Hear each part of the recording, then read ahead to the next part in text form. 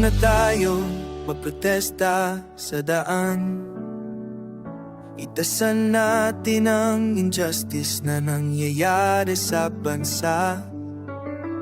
Buhos na bala, buhos na ang bahala.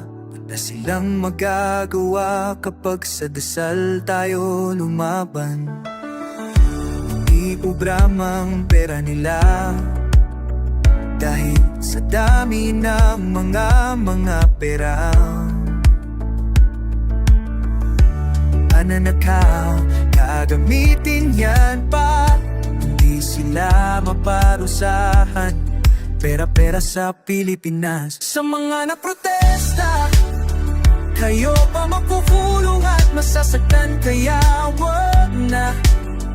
Unfair na lalo ay ang makakway ng nagpoprotesta.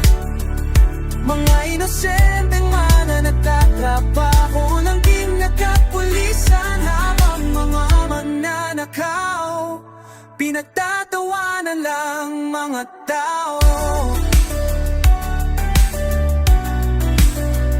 Unfair labanan lalo na sa Pilipinas. Daanin natin sa dasal.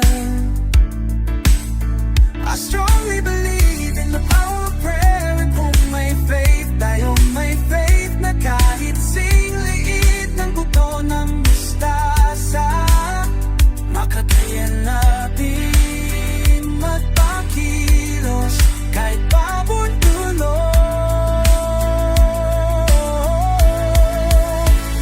Idasal natin ang paghihirap ng mga Pilipino ay mawala na. Umito na at matapos na. Sobrang sama dyan sa gobyerno, ipakalaban natin kasamaan. Pinag-aarian na kasamayan ng gobyerno, natin kaya. We will never get justice, we will never find justice where evil rules.